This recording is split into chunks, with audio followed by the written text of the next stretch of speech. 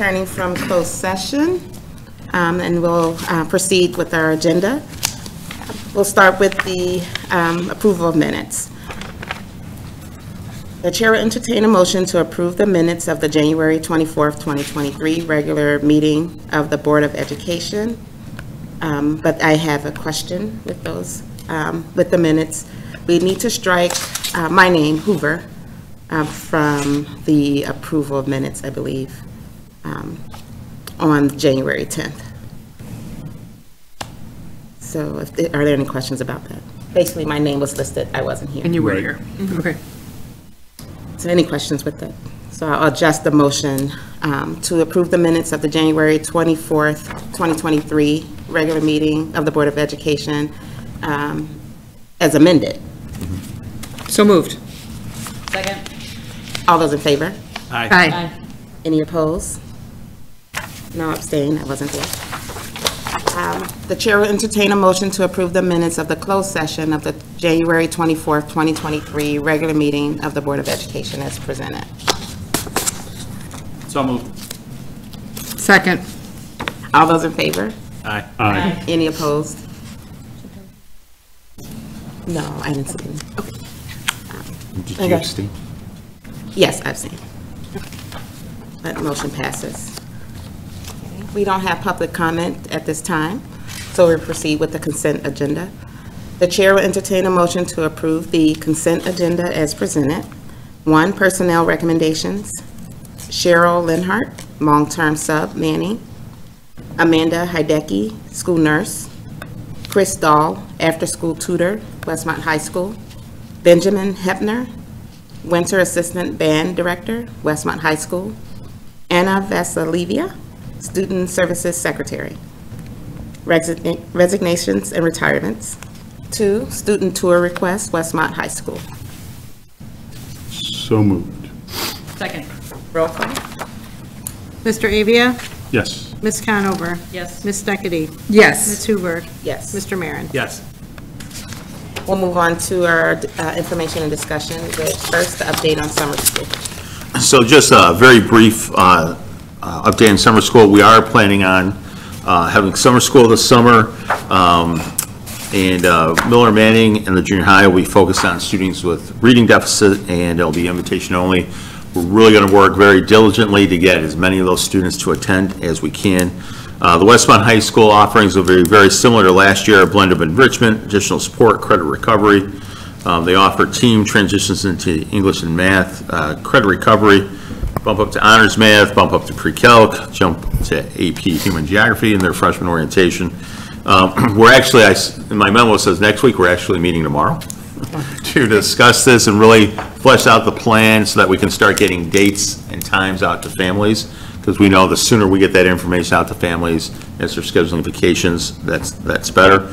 So there will be more information forthcoming, and the goal is at our next board meeting, the 28th, to have our plan for the board to review and then approve. So 2 things. 1, are you guys going to be discussing the STEM program? Mm-hmm. Okay, cool, because that was awesome. Mm-hmm. And I'd love to see it return. Again, I know lots of parents would. And then the second thing is more just to point out is that specifically Miller Manning and the junior high are all really focusing on reading deficits specifically for this summer school. Yep. Because that is, as we've seen in our scores, all of our standardized testing scores, that's the biggest kind of loss, and that's the thing that we really need to, that we're really focusing on. So, great. Thank you guys for focusing on that. Sure. Any other questions or comments? Next, we'll move to our discipline data.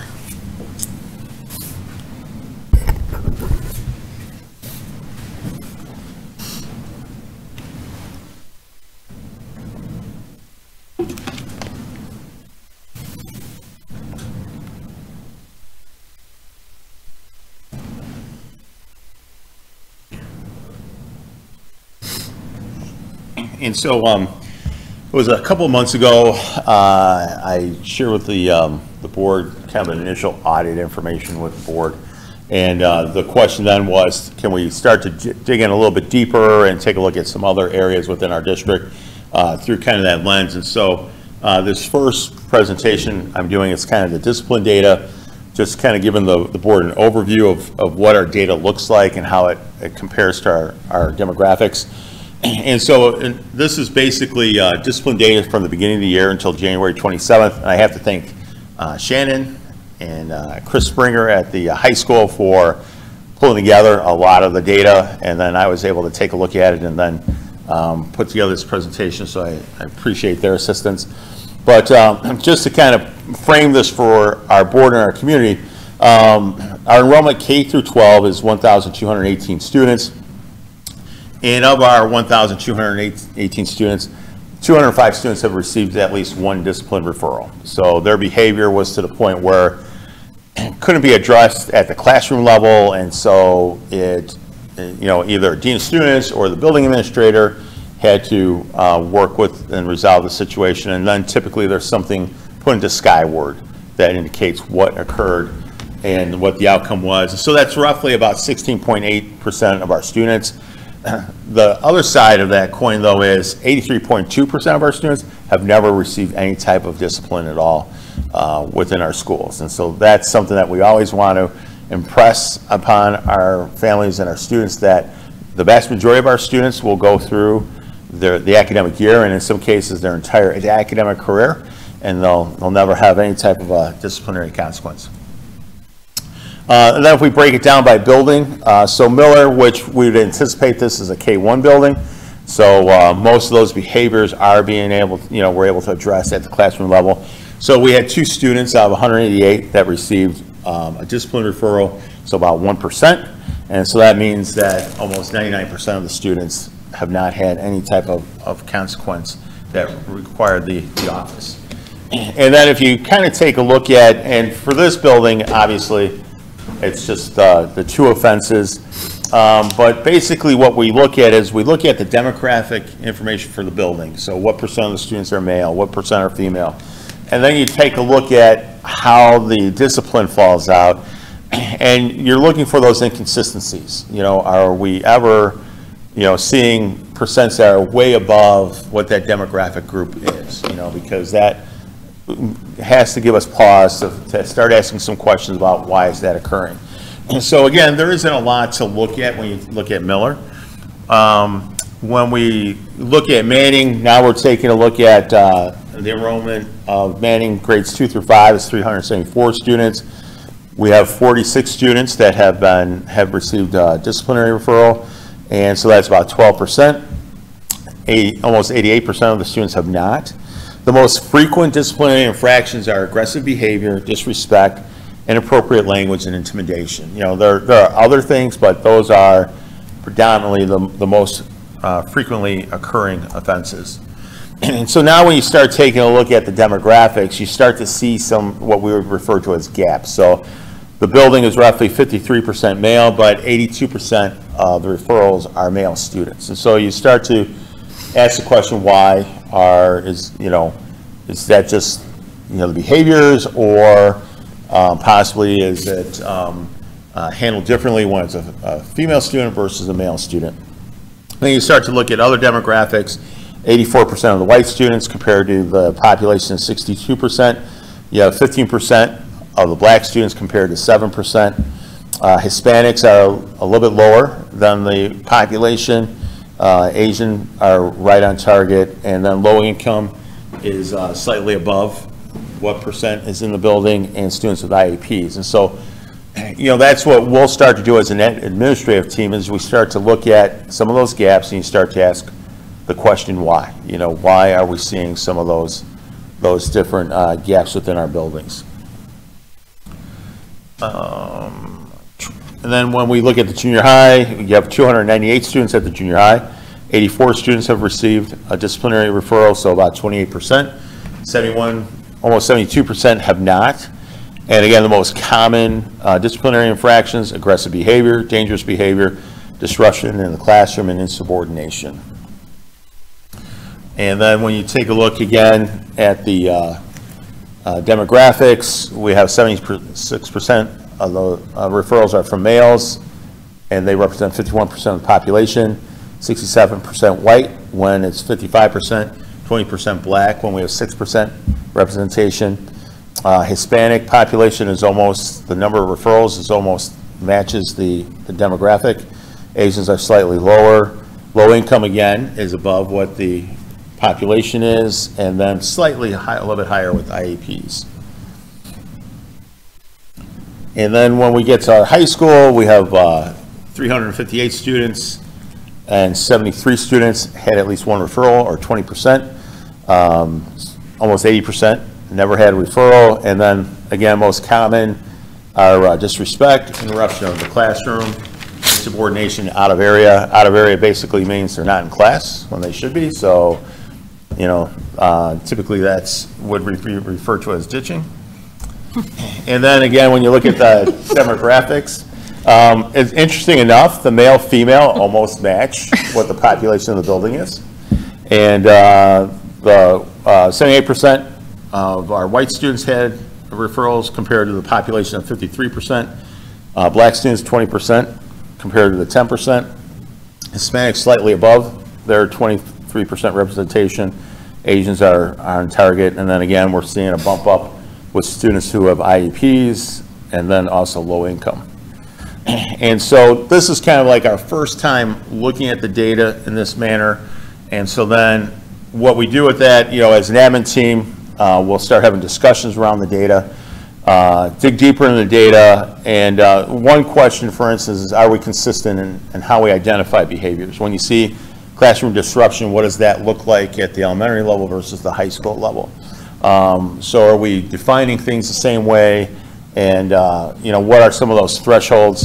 And then we start asking the tough, you know, why questions. You know, is it a matter of that we need to, you know, provide staff development to staff, you know, on how to handle different situations in the classroom or how to interact with different cultures? You know, is that what is occurring? You know, are there any biases that are occurring that maybe people don't realize they have those biases, but those are, you know, that's where they pop up, and how we take a look at students, how we discipline them, and how often are we willing to give one group a second chance versus a different group a second chance, you know, and those types of things. So that's what occurs now. The data in itself isn't good or bad, but it's how you respond to the data and how you use that data going forward so that we don't see those gaps within our data.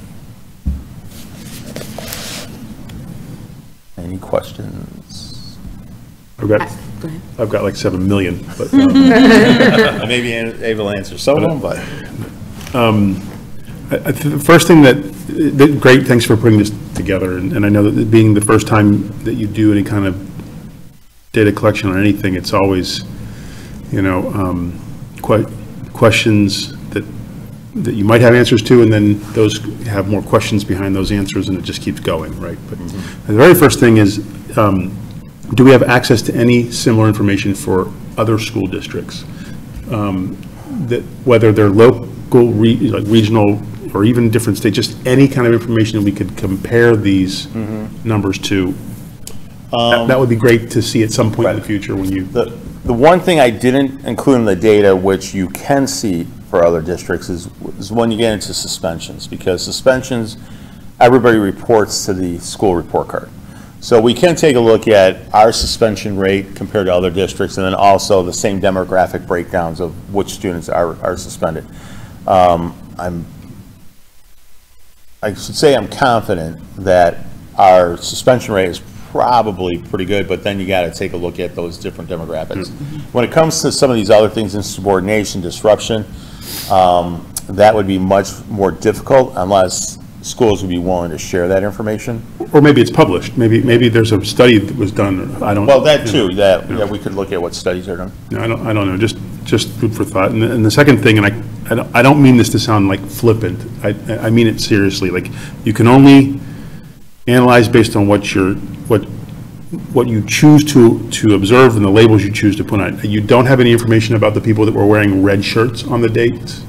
And so you don't know how much of an influence wearing a red shirt has on this, or the color of someone's eyes, or the brand of shoes they wear. So just keep in mind that if we choose to use these labels, we're going to look at everything through the optics of these labels. Sure. And I would suggest that will lead to certain outcomes or observations, and we should be thinking about those things when we do this, you know, and maybe thinking of things in a little different way. Sure. I want to also thank you to looking at this, because we can, you know, always paint a picture that everything's rainbows and butterflies and everybody's great, but I think these are questions that come out in school districts and what happens in different ones. And I think it is important to look at what's happening across our region or Illinois to see, but it's something that it's a topic that is talked about. It's talked about at the conference, and how we deal with disciplinary issues and how we deal with our students. This is, like you said, this is a beginning. It's something we look at now, but it's something, it's a start, and we have to be ready for those tough, the tough answers and questions that we have to come up with. And so, you know, I thank you guys for getting this data together and start to look at those things. I think when we had the junior high presentation, it's something that Mrs. Cartrone said that, again, they pay attention to and see, to ask, you know, when we are, you know, making promotions, what are we doing? What does that look like for our students? How are we doing that? What are we basing it on? And so the same goes for disciplinary issues. And it's something I'm sensitive to, being a minority student, and there are schools where, you know, for that type of category, you may have that. What stands out to me right now is just, you know, that's, has my eyes looking at that, you know, that low income student ratio, or that number, and what does it mean? We can't say what it means right out with those things, but I'm glad we're taking a look at that. I did have a question about, so how are these, like, I guess, highlighted when we say issues or insubordination? Like, is it something that, these are kids that's not necessarily suspended, like what's happening? Well, in some cases, it could lead to a suspension. So this data doesn't get into the consequences, which I'm going to do a follow-up one with the board that shows more like detention, suspensions, and how that breaks down. So that's what I was asking, is this something, the detentions, and it could be in school, out school? Right, Okay. right. So we can break that down. But basically, it's very simple. Each of those categories, and I can't remember how many, there's a lot of categories in Skyward that, you know, somebody can indicate this was the problem. And then it's just simply seeing what is the greatest number of discipline referrals for those incidents. And so these were the ones that had the most. And so, but how are they flagged? Are these, this is at the point that a student's taken out of a class? Right. Okay. So this is the point where, right, they're, the student is going to the administration for discipline, and either the teacher or the administrator submits what we call a disciplinary referral into Skyward that outlines behavior, and then in turn then that report is pulled up, and then the consequences determined based upon that report. So yeah, interesting to continue to look into this. Yeah, I'd like to see where it goes, so. Sure. Does this flow into the equity piece that we've been working on? The equity audit helps with that. So that was one. I think it would be interesting to see these numbers district-wide, because we saw some spikes in some of the schools, right? And if that actually, just from like a how do you focus into things is what is tracking district-wide. And this was this year. Correct. Okay. And then my last question is, do referrals ever drop off? Yeah, I think if, you know, a couple of the board members were at the 9th grade open house, and the high school is, suspensions, they were able to show what suspensions were and how they dropped off. Okay. So you can. Because I mean, we'd all like, you know, Right. write-ups don't last forever in your files. Oh, I'm sorry, I'm But sorry. that's what I'm talking about. Like, So- do they ever leave your permanent record? That's kind of what I'm talking Well, about. they stay in the temporary file, Okay.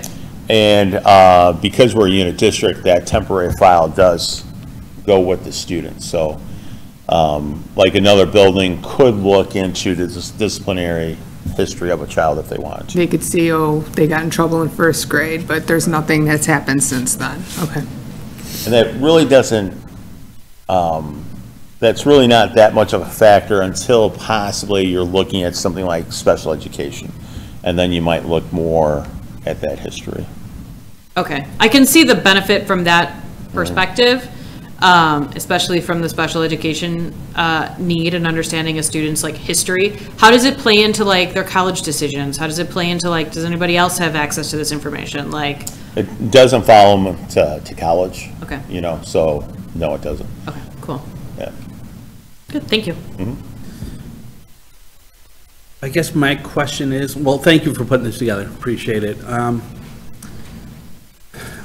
I guess from teacher to teacher, do you think it's pretty consistent? You know, I think that'd be hard to measure, but. Right. And that's one of the questions is, you know, what even within a building, you know, what's a behavior in one classroom that would solicit referral versus another classroom? And so you can also look at that, you know, trend data as well. So those are some of the questions that we'll start drilling down into. Okay, thank you. Can I ask a follow-up question to Leah's question? You said you would like this information district-wide. Did you mean like more regional-wide? No, I mean like a district wrap-up. break it down by the district the same way it's broken down this way. I mean, What is- straight Because this is the district. For all of the students in the district, All 1,200. total, not by school. Not by Oh, okay, school. you just wanted But you all can see, general. like, so- Does- Okay. yeah. 1,200 students, our Okay. total population is, you know, 50-50 female, Right, right, and right. like it might show up for that male-female factor where it changed Yeah. at the high school, it dropped and got more consistent. Yeah. That might end up showing like, well, Yeah, actually, consistent. we're like 60% male, 40% female, so maybe we don't need to focus on the male-female as much. Right, right. Yeah. Yeah, I can pull it together for the district. That's no problem. Or any other questions? It's implicit in the numbers, Leah. I mean, you can figure it out. Just saying. I know you can Just figure it saying. out. Sometimes it's easier when it's just there figured out for you. Okay. To reference. All right, we're going to move on to the you. strategic plan update.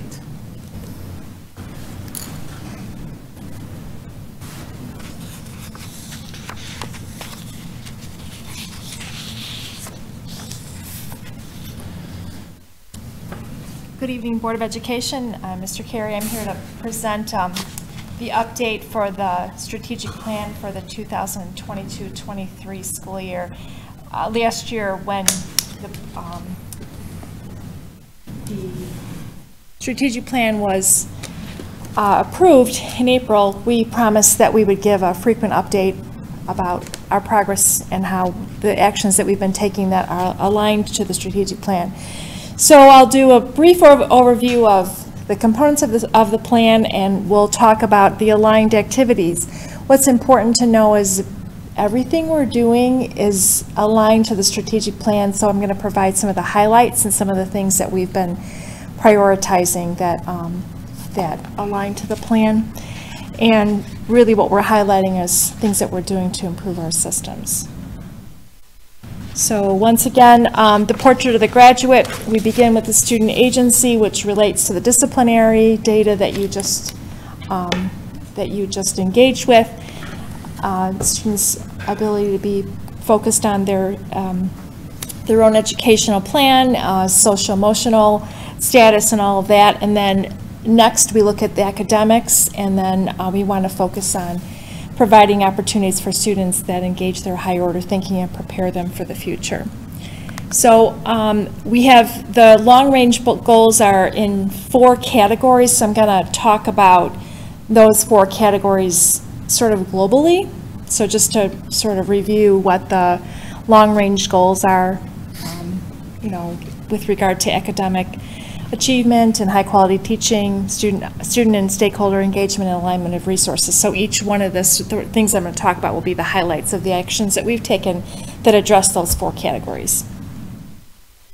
So the student achievement goals, we are, as you pointed out, we're quite focused on our literacy status and our literacy data. So we want to really highlight the fact that we have we are engaged in collaborative efforts to address our data. And the action plans that are in this section of the strategic plan address curriculum, address looking at curriculum as a whole, and vertically aligning the curriculum K-12. So we're going to do some specific activities this year that are kind of special or innovative or out of the ordinary. In June, we're bringing teachers together, kindergarten through 12th grade, to look at to vertically articulate our classroom standards. And that's something that we haven't had time to do or haven't had the opportunity to do, but we think it's really important. We'll do that first in June, and then we'll address the literacy later. The high school is the content areas, social studies and science are integrating literacy standards and literacy targets in their curriculum. They're being very intentional. So aside from being focused on their content area standards, they're also developing literacy targets that are specific to those content areas.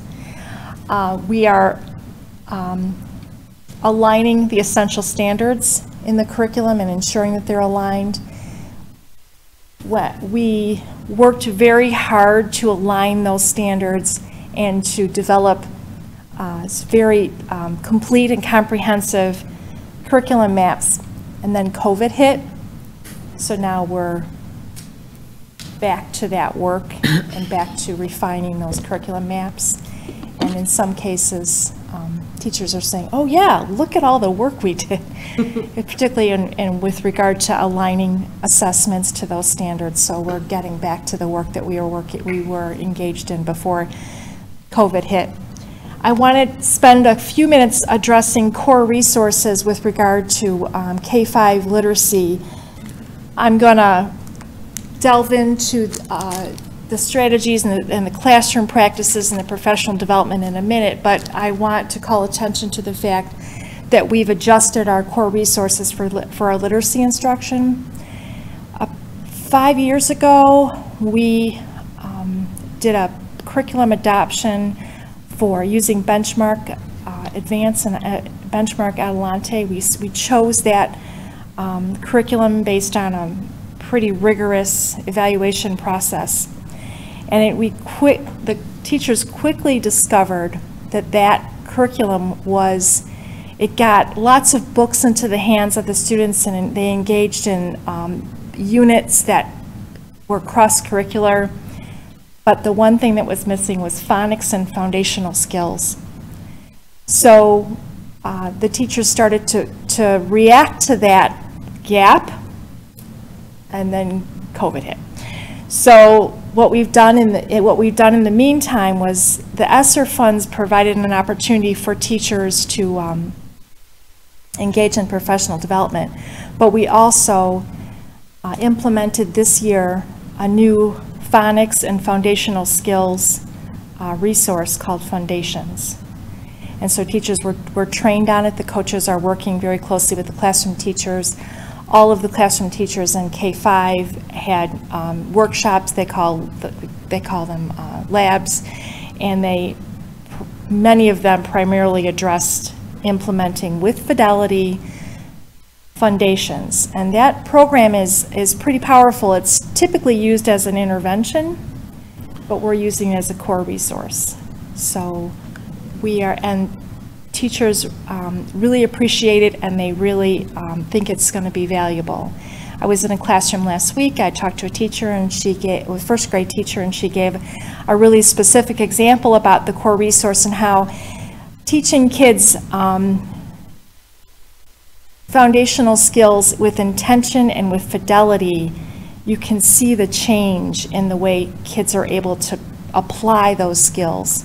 For example, she said kids are doing a lot more writing, but because the letter formation and the spelling patterns and all of that is not bogging them down, they're becoming much more confident early writers, and that's a real powerful observation early on in this program.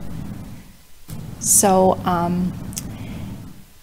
once again, because we don't have COVID kind of hanging over us, we have a renewed focus on getting our PLCs to be high functioning. So we have refurbished data walls and realigned data walls, and that's making the data accessible for teachers. And we're using tools to be able to look at that data intentionally, and the teachers have the opportunity to professionally collaborate and identify gaps in student learning and be able to identify ways that we can improve those. And the other thing that we did that was really a great opportunity, this was during a SIP day. We have a couple of really collaborative colleagues from our high school, Anna Jakubowski and Brian Roach, and they came out to the junior high and the elementary and worked with teachers to teach them how they align their learning targets directly to the SAT, and they use that as a model to help teachers code their assessment items directly to the IAR. And so they collaborated on being able to kind of build their capacity and learn how those targets are aligned and how we can, when we do that, and that further enhances the PLC process, because you're not just looking at data, but you're looking at items that are aligned to those standardized tests. So that was a really pretty powerful example of collaboration between the teachers. We are continuing our efforts for evidence-based grading practices, which once again goes to student agency in our strategic plan.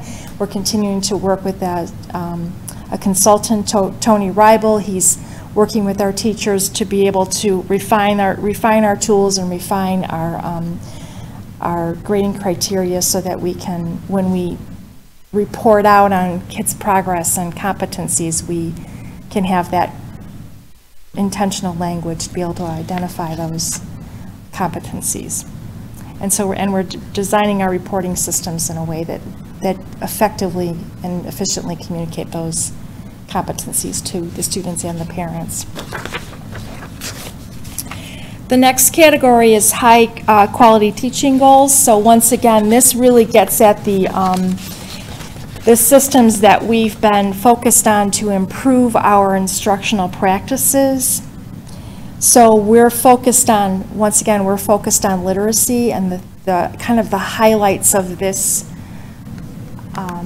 effort toward our strategic plan is to acknowledge the fact that many of our teachers have had specialized, really rigorous training on OG, Orton Gillingham literacy strategies, which is typically what folks who work with kids who are dyslexic learn, and teachers are, classroom teachers, special ed teachers are actually getting in Manning are getting a certification. Special ed teachers at the junior high have engaged in this training.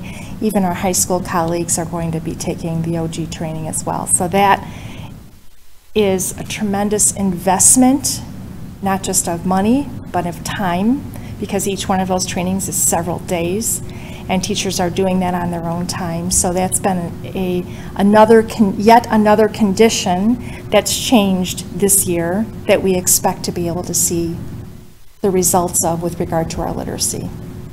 Once again, all of it's, the teachers at the elementary have been working with the coaches on instructional practices, as they always do, but really focused on learning how to use those new resources. Once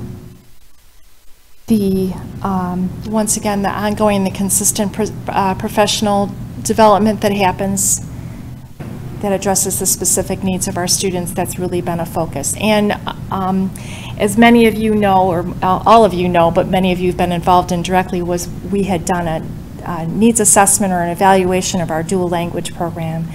So that would also go toward this part of our strategic plan when we look at classroom experiences, student progress, and everything that we're doing to support our dual language students. Along with that, we had about 30 or so parents participate in the dual language needs assessment. We had an evening that many of you attended, where we got a chance to have parents provide input and provide their views about the dual language program, which was an example of how strong and powerful our parent community is, and how engaged they are with regard to our programs. Ms. Quattrone reports that many parents were also involved in the junior high schools to watch process, which was yet another example of the parent engagement. Miller and Manning PTOs have now combined to be one organization, which everyone's excited about because it provides equity and ensures continuity for the efforts of the PTO, which have been so strong for the elementary. The junior high plans to enhance their SSLC program. They want to find opportunities to do like school-wide rather than each student going out and finding their time to do different engagements. That junior high is looking for kind of opportunities for whole school projects and plans for enhanced communication and parent engagement. And then finally, with regard to aligning resources, there's been a lot of discussion and planning and intentional documentation of work that has to be done with regard to the capital projects plan. For myself personally, my team and I have worked on a technology refresh plan that's documented so we can, see what direction we're headed and have all the resources aligned. So this would be a list of that work that primarily the business office and the finance committee has been working on that address that part of the strategic plan. Questions?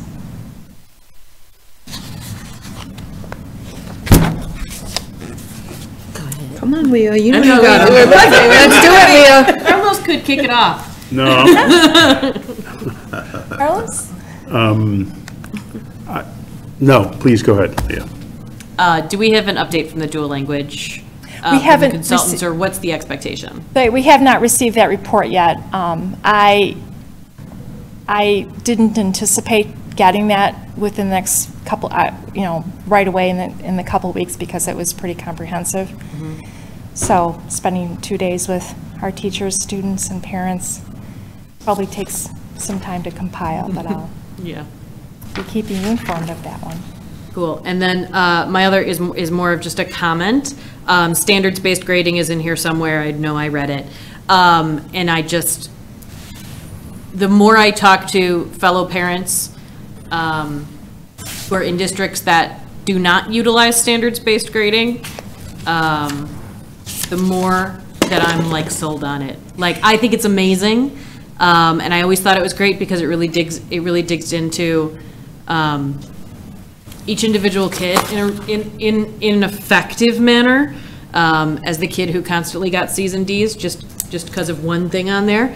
But the more and more that I talk to fellow parents of other kids that are of similar ages, and they wonder, when is my kid supposed to learn about executive functioning? When are they supposed to learn about organizing themselves? And I can't understand why they're getting C's, and our parent-teacher conferences I feel like I don't have a great answer. And I'm like, I have a great answer because we utilize it. And I know that there are lots of families in the district who maybe haven't utilized it. We were very lucky that our standards-based grading started when my kids started in school, but it's just a win. And it's super effective, and I know it's in here. Well, it's really a part of that student efficacy and student agency aspect of kids' experience. And it's interesting because we try and call that approach or model or framework anything but standards-based, because sometimes that term is misleading. So we've, for a very long time, been addressing the way we've reported on grades and the way we've reported on progress toward proficiency. At the high school, even though their model isn't the same, we've done things like done away with extra credit and you know, those, and zeros and that type of thing, and created a system where kids have the opportunity to show more evidence. So it's not really about, it's a one and done. Here's the quiz, this is what you got. We provide opportunities for students to be able to try it again a different way, which is, and you talk about how exciting it is for parents. I can't tell you how exciting it is for teachers. It's just, it's so powerful and it's so gratifying because you can see this, and when you watch your students grow and you have documentation of it and you can pinpoint something that you do that creates an opportunity for that student to get it, and it's part of the reporting process, it's really powerful. And as you said, you know, we still give letter grades, but you know what that C means. It's very clear. It's crystal Very clear what that means and how we've arrived at that letter and all of the stories behind that is really exciting. And I appreciate you featuring that because we've worked really hard and we continue to work hard to try and master that. I mean, as I look at Portrait of the Graduate, as I look at all of these critical steps and actions that we're taking, it's so interwoven. Right. You know, and I think it is just truly like game changing for our students. You know, just massively for our teachers, absolutely. Yes. But most importantly, who we're here for, guide those students towards success. I think it really helps us do it at a whole different level. So I think it's exceptional. So I just wanted to call it out and just make a comment. Thank you for that because we've guys really made a lot of for doing effort to make that our I have a program. question, or I don't know, comment question, or ask, as we look at this and with updates, and we started out and we are reminded what our goals are, and we have the Portrait of a Graduate, and then we look at the long-range goals. It's something I need, like, you know, it's hard to like bring it down to like a simple level to look at, but something I'm looking at, or a question I have is, where are we? So we say by year 2027, this is what we want, 100% of the students. And we've talked about this in our administrative meetings, like some things are hard to quantify, Right. but I'm still looking for that. It comes with grades, and we figured out a way to do that. So it would be terrific if we say the next time we meet, what percent of our students are growing? Yeah. So, and that's an important piece of information. And yes, it's something that we need to measure. Although it's important for you to know what we're doing that's aligned, because we need to. the strategic plan is a living document, and it's not something we just put up on the website and walk away. Yes. But yeah, where are we with relation to our goals? That's important information. And I'd ask the board to think about in what context you'd want that information. Would you want to see the principal's address where that happens, where our progress is? I will tell you that it's hard to report on that until the end of the year, or like in the fall, you know. And that's my like second question. Right. As we're like thinking through and we brainstorm Right. and are happy and talking about terms Yeah. and data. Yeah. Like the question I have for the board, as you said, like how often or when do we get those data points? Because The best time to do that. Yeah. we're looking at data and growth for, this is a kind of a practical example. We took our benchmark assessments in the fall, and we took them again in the winter. I will tell you that our students grew from fall to winter. That was so yes, but whether or not how we present it in the context of the strategic plan, we have to take a lot of data points. There's a lot of things that go into it's not just one test, or there's a lot of information that goes into it. So I'm thinking in the fall would be a good, and to do it, you know, just to see where we're at with, in relationship to our student achievement goals in particular. And it's great, like, as a parent, we talked about this in our, like, global wants of what we would like. Like, we want to, in our mind, I see a place as a parent, you know, we, if we want to know where are we, when we're looking at the data, how we are on that map, is there a place to go that we can go, oh yeah, that's that goal, and this is where we are, is there, as another one, like Yeah. it's, can we have an easy access We have it- place that answer can be gotten? And I know we're working on it. Yeah, we have a website or a web page that has the strategic plan, but then to have a place where we would report on what percentage of our students are demonstrating adequate yearly growth, like where you could just see it. Like in 2023, that's the percentage, so. And again, to have a place of truth, because we get a lot in our community where someone, oh, I heard this is where we are, and it can be used as like greatly exaggerated or the opposite, Yeah. that we get a lot of times, that, oh, our students are not doing as well. And it's great to have that place to say, at some point, that from fall to winter, guess what? We have growth. I can pretty much guarantee, I think Lindsay's probably listening to this, but I pretty much guarantee when Ms. Petersak is going to talk about her work with Manning, for example, she'll work that in. But Stay tuned. stay tuned for Manning, because you'll see her next. But yeah, that's a source of pride. You know, that's a source of pride for all of us, whether or not we're hitting that goal, but our progress toward that goal and our attention to those areas where we are struggling because of COVID. But we're not going to use that as an excuse anymore. You know what? We have a lot of changed conditions. We have grade level centers has provided an opportunity for us to collaborate, but what does that mean? It means that students are regrouped and they are grouped based on their skills, and they might see a teacher based on their skills. So that is an opportunity. That's a condition that's changed for elementary. There's the added core resource that's been researched and vetted, and that's a changed condition. There's the addition of the rigorous professional growth and professional learning opportunities. That's a changed condition. So we're looking forward to seeing the results of that. So And finally, I'll say thank you, because this is a huge feat.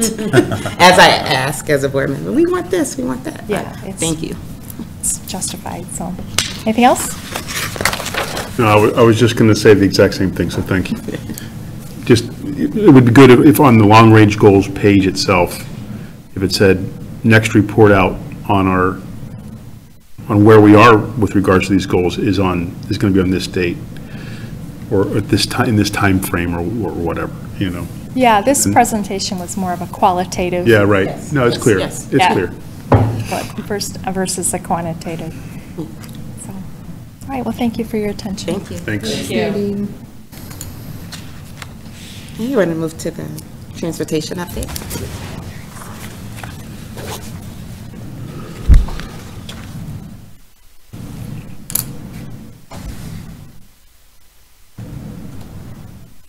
So I wanted to present to the board and the community a transportation update part one. I say part one because the goal is to have many more updates for the remainder of the board meetings, just because of many issues that the district has been seeing with transportation, not just this year, but historically, and any changes that the district may have. We just want to be transparent to the parents and staff and the students. So the district currently has 2 signed contracts, one with Westway, which is for our general transportation for the district, and the second is Sunrise. That's with a cooperative through SACID that really transports special ed and homeless students, primarily Outplace. Here are the Westway busing statistics. So South has 4 routes throughout the day with 15 kids. Miller and Manning has a total of 6 routes with 208 kids. The Westmont Junior High School has 6 routes with 139 kids. The high school has 4 routes with 79 kids, and the district does transport students, 10 students from the district boundaries to Holy Trinity, and that's 1 route. Here's a breakdown of Sunrise statistics. Again, Sunrise primarily is outplaced. So these statistics are students that they're homeschooled within the district. So 7 kids homeschool is South, Miller Manning is 6, Westmont Junior High is 3 kids, and the high school has 11 kids using Sunrise. And their schools are throughout the area. So if Sunrise cannot transport students for many different reasons, the district has been utilizing taxi services. So here are the top 4 and only 4 taxi services that the district currently uses. The first is AM Regional with 22 kids, Aurora Napier with 5, Downers Grove Taxi with 4, and American with 1. Here is a breakdown of transportation financials for Westway, Sunrise, and taxi companies dating back to fiscal 19. I really want to address the blue box, the taxi companies. As you can see, just through January of this year, we're $500,000. That's foresees Sunrise and Westway's transportation.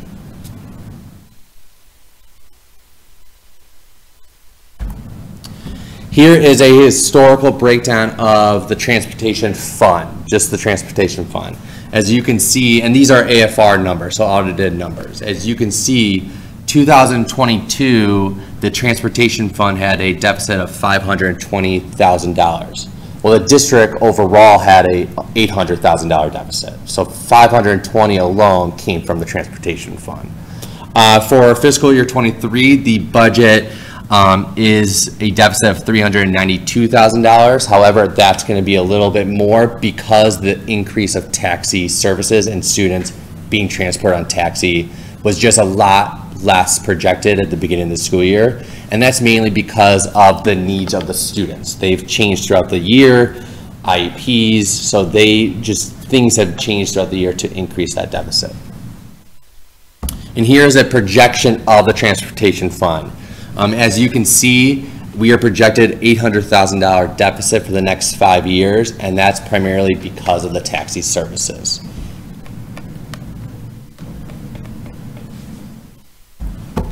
So top 4 financial impacts for these projections. The first is obviously taxi services. So they are far more expensive than Westway and Sunrise, and I've used a $500,000 projection on top of an annual increase for the 5-year projection. So it's an annual increase of 8% plus $500,000 for taxi services. The second is increase of outplaced and special ed students. During the last 2 years, the district has seen an increase of outplaced students, primarily due to COVID, and the needs have significantly shifted from prior COVID. So the district has seen an increase of outplaced and special ed students that need transportation services. The third is driver shortages. So across the country, we've been seeing a shortage of drivers, which will make bus companies, taxi companies increase their rates to retain the drivers and recruit the drivers. And 4 is free transportation. So the district has never charged families for transportation, and this is a revenue source that the district is not receiving that can offset some of the Westway costs. So as the updates progress, I will give out more solutions, but for the time being, I wanted to do an immediate solution, and that is to go out to bid for an additional special ed transportation. The reason for it is that because it will eliminate the number of taxi companies and stop and slow down the increase of costs. So that projection of $500,000 to $1 million, that will stop if we have just one company. If that's one taxi company, if that's one additional special ed transportation company, that will slow down the costs. We will still continue doing Sunrise. The second is to move students from these taxi companies to Sunrise or the alternative transportation. So again, it will decrease the cost for the district.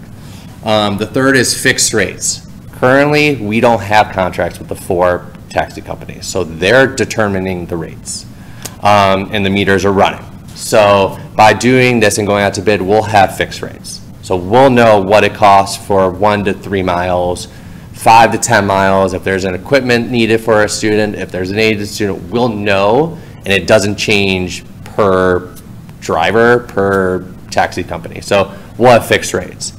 And the last is liability and safety. So if we go out to bid for an additional special ed, we'll have that liability insurance from the company. We'll have background checks on the drivers. So it's just an added safety and liability precaution. Any questions?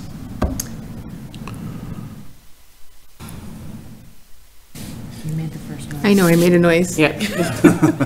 No, just a comment, I appreciate the breakdown with the possibility of solutions and how this is. I know a lot of people just see us in a deficit and don't understand why. So that's this. I know we've talked about this before, but can we discuss again why we help Holy Trinity? So I don't know historically the background of it. I think Nate, I believe it's part of the Illinois School Code that you have to provide transportation. okay, Because wasn't that something with the computers also? yes, that we have to that's help tied the in. And the local Title I dollars. Yeah. to help. Yes. So just wanted to make sure that was public again, so, all right, thank you. Yeah. And again, it's 1 route, 10 students. Carlos? I'm like trying to get my breath I know. looking at these numbers. First of all, great presentation. Who put this together? This is really easy to understand. Thank you for my remedial brain. And second of all, yeah, I mean, just please carry on doing something about these numbers. Yeah, I think the immediate solution right now, before we have a bigger conversation with the board and the community, is to go out to bid for an additional special ed company. I've had lengthy conversations with Sunrise. They understand where we're coming from. You know, with the cooperative, 201 and Lyle, we're both facing the increase of taxi services. We've tried to actually combine bid with them. Unfortunately, they have a really good deal right now with a taxi company that if they do go out to bid, they'll lose that deal. They'll lose those rates. So, but they're willing to work with us down the road. They just, financially, it does not make sense for them to lose the rates that they got prior to COVID, and they continue having. So now that we're not going to combine bid, we're just going to go bid out for ourselves. And again, Sunrise is aware, they understand it. It falls in the parameters of our contract, our current and our new contract coming up with Sunrise. Thank you for bringing that up. That was my question. What's with driver shortages and price hikes? What are other districts doing? So the business managers in the Sunrise Cooperative, we've met and talked about this issue just because, well, one, we're negotiating a new contract with Sunrise.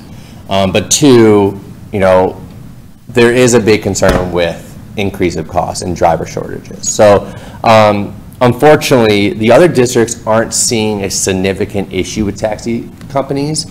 It's us and Lyle. And to give a background, it started out last year, and I think it's because of the increase of outplaced students and the special ed students that needed transportation, and that's door-to-door service rather than on a bus with other students.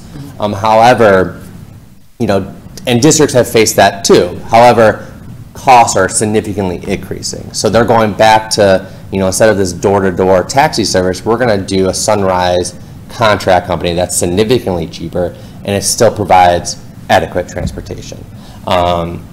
So Lyle and 201 are the only two facing a significant increase of a taxi cost.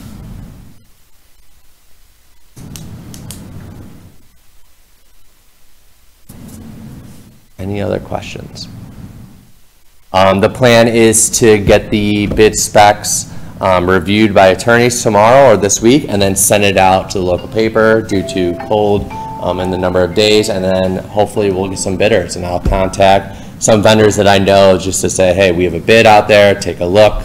Because there are companies that have vans and Suburbans that transport rather than a school bus. So I know some of them that I'm going to reach out, so hopefully they'll bid. But that process is going to start this week after this meeting. And is the finance committee involved in? Oh, boy, Coming it's up the with finance ideas? committee. Yeah, so we've had What do you conversations with the about transportation. So as a finance committee, we came up with the solution of giving multiple updates because Sunrise and Taxi and West, specifically Sunrise and taxis are just one issue that we're seeing. With Westway, there are route issues, there are hazardous crossing issues, there are a revenue stream that we're not touching. So as we progress throughout the board meetings, throughout the remainder of the year, the Finance Committee will regularly meet and give updates on what to talk about next. What is it that you usually say? I can't remember. I think that finance and facility committee meetings, all committee meetings are open to the public. Open to the that's public. And that if you really want to have your voice heard and be part of the solution, that's the best place to come. Thank you. And everybody's invited. Jack pointed that out at incoming ninth grade last night. Well- Or Kevin Wack pointed out. The committees are open to the Yeah. parents, public. Come on I down. think they're fun. I think it's a great time. We talk about fun things. Yeah, like sometimes. busing. No, we talk about fun things, and I think at least with transportation, this is a bigger conversation that really needs the community feedback, not just Yep. the nitty gritty in the financials of the building budgets. This will affect routes for parents and students and times and transportation. So March 8th is our next finance committee meeting. So we'll encourage individuals to come, but again, we're going to have constant updates for the remainder of the board meetings. Yeah, taxis are like the number one. I mean, Yeah. we're like, and we've talked about going back probably 3 years, the Westway contract, in specifically, and about losing our pricing on that contract, but this contract doesn't affect, this potential bid out doesn't affect that. Good. Because this is for a different type of services, but it's, the taxis they're, I hesitate to say bleeding us dry, but they're definitely bleeding us for sure. And if we can handle that, then we can even start to look at the other issues about routing and about hazard. Not that those are not going, those are happening, those conversations are continuing to happen. But we have to stop this before we can even have a good fiscal conversation about the other issues that are happening in busing also. I was going to say, I don't know that taxi companies are bleeding us dry. I think that It's we're, quite dry. well, what I mean is that it doesn't appear like have they raised their rates on us? And They dictate the rates. No, I get that, but I'm saying, we began leaning on the taxis more heavily for certain reasons, and now all of a sudden, here we are, and it's stark. Capitalism They're be very poppin'. expensive. Yeah, and going back to the three breakdown, Westway, Sunrise, and taxis. Yeah, last year is almost $1 million. This year alone is $500,000. Like I said, the immediate solution is just to stop it right now. That's it, that's the point. And, obviously we have bigger solutions coming up and we have, different plans, but to stop spending the money is just to go out to bid, eliminate the taxi companies right now, and just have Sunrise and an alternative. Tiffany and I have been communicating back and forth and have a game plan on informing parents that are on taxi services of a heads up of, hey, we understand, however, we have to go this alternative route. So, but we won't know more details until we award a bid, but conversations with parents are starting.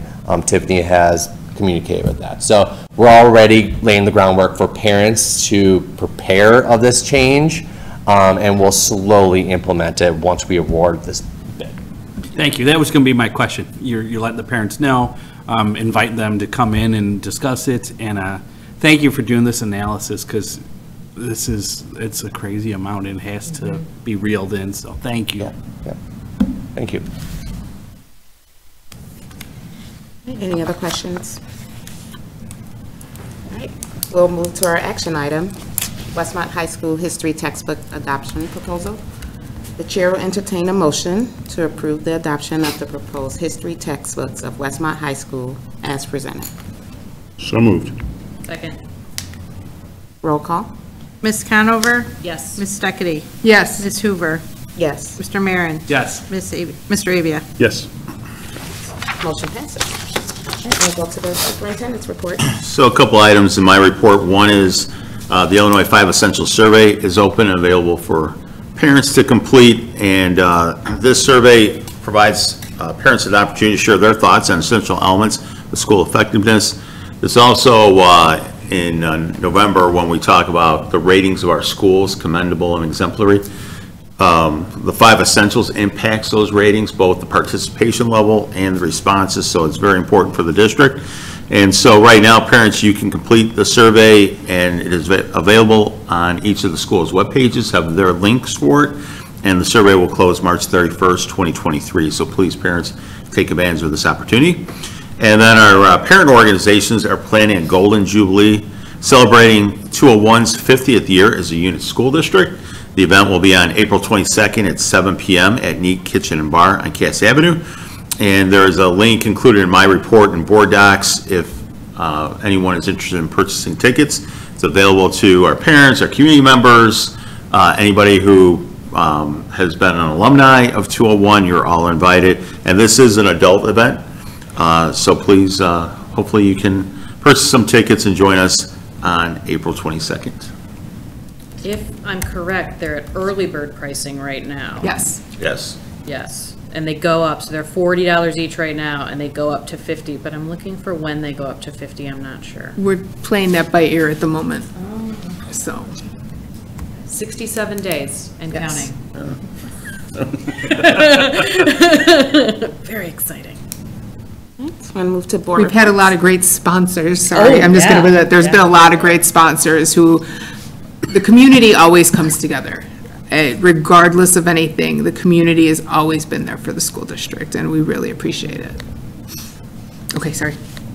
Sorry, just going to board reports. I have an update on SACID. So I think I mentioned last time we were talking about adjusting the Board of Control, Board of Directors, a resolution was sponsored by District 180 a couple weeks ago and passed by their board. And so that resolution to change how SACID's change SACID's bylaws. It's real confusing. It's very convoluted. The resolution had to be made by a member district and passed by a member district, and now it comes back to the Board of Control and the Executive Board before it is passed and official. But I anticipate there's a certain number of days that have to happen between that resolution and it going to the board. It will pass by the end of this school year, and so that change to SACID, where will be it will be superintendent serving on the board of directors will now be called. So essentially, what we're doing, running the day-to-day business, or running the business of SACID, that will happen, and then from a committee standpoint, we'll still have and find it very important to have board member input, CSBO input. On those committees. So these committees will still be made up of a mixed group of superintendents, board members, and CSBOs, so I don't get off of that finance committee. Thought that was part of the deal. It's not changing my vote, but I thought it was part of the deal. But no, so it's a really great plan. Super excited about it. But yeah, I anticipate that will pass by the end of the school year. So that's my update. I just wanted to say thank you to the high school. Last night was the incoming ninth grader, just incoming ninth grader night. The kids came in, got all the information about the high school, well represented. Jack was there, all assistant principals were there, Kevin and Laura, and teachers were there to present the different electives, the different things that they work on, what the purpose is at the high school, that grades aren't the central thing. I know we're praised for the way our school runs, but it's community and kindness, and then putting your all into whether you're an artist, an athlete, your education, and just giving everything your all and just being part of the community. And we saw that last night. A lot of student reps from different clubs sitting there to connect with all our children. So it was a good night, and I really appreciate it. On behalf of the board, I just wanted to let our community know that we are working hard with transitioning with our new superintendent and trying to pull all of the expertise, experience, drawing it from Mr. Carey. But that is something that's a work in progress, and the board will anticipates having a special meeting to continue that work. So that's something that is happening now with transparency and letting our community know that that work is in progress. And also a reminder for the board as we move forward that every year we re-elect for officers. So I think that comes up in every April. Right. So Well, after the election. after the election, towards the end of April, May, I think. Right. And that brings that election will be April 4th, 2023. So I don't know if you know the days offhand. Oh, of what? Like the Regular election. The regular. Yes. It is. April 4th. It's April 4th, and early voting opens up February 23rd.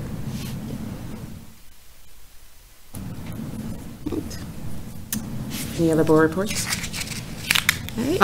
Congrats to all the Hall of Famers from Friday night. We did have a lot of alum come in. The boosters did a great job with their winter fair, used to be called winter dinner, but there was quite a few Hall of Famers elected in, so let's go check that out online. There's no public comment, so we'll move to our future meetings and events. So Manning McTeacher Night is tomorrow, February 15th at 4 p.m. Back. Come through, support our elementary school. Next, there's no school, President's Day, February 20th. There's elementary math night, February 23rd at Manning at 5 p.m. And then our next CUSD 201 board meeting is February 28th at 6 p.m., where we should have a presentation from the Manning school and staff. So, come through. Awesome.